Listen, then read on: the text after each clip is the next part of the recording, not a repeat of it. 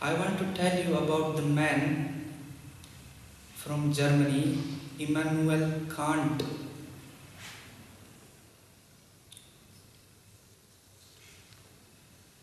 A very genius man.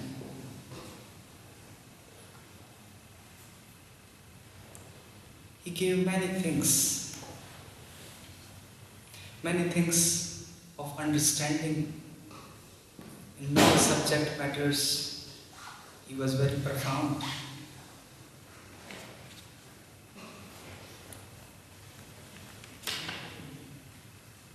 He was the man of very particular habits. He was running like clock. People were used to fix their watches seeing him. Everything he was doing on a time. Nothing was here and there. His routine was fixed. No disturbance in any routine, and you would be amazed. In his whole life, he never moved more than 40 miles. He remained because he cannot expect any change.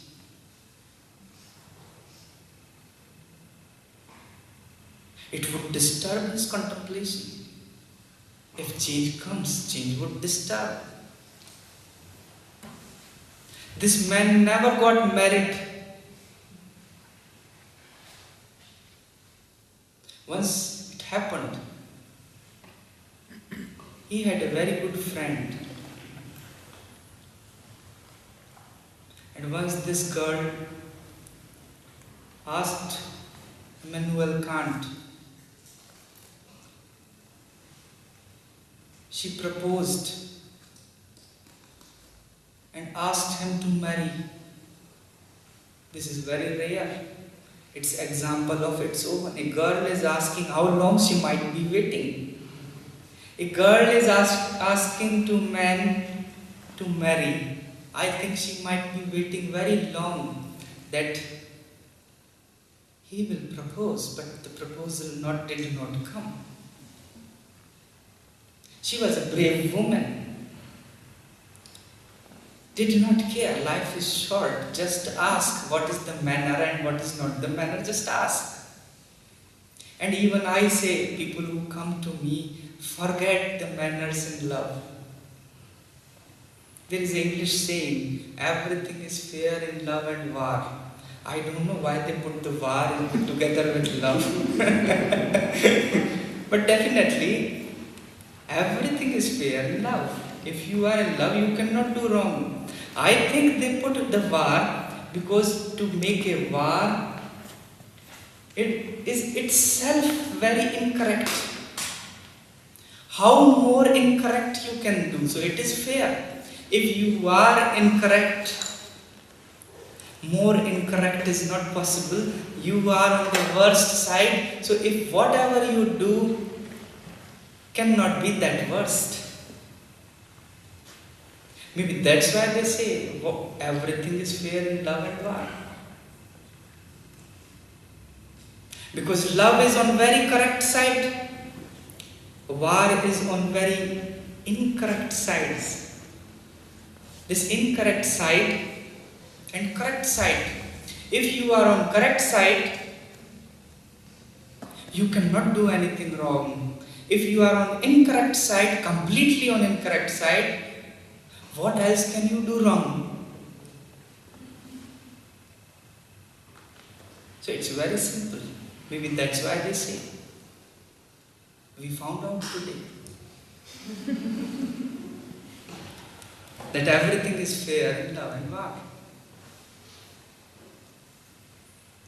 So it was fair, but you might have thought, you might think, you can think that lady would have been waiting for so long that that man would propose. It did not happen and she proposed. And then you know what? Kant told, I will have to think. I never thought I will have to think on. Give me time. And he kept on contemplating. He kept on thinking for 3 years. All the favorable point of marriage, all the unfavorable point of marriage.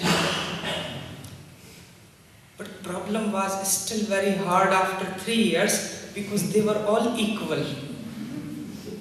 The favorable points and unfavorable points were equal. What to do?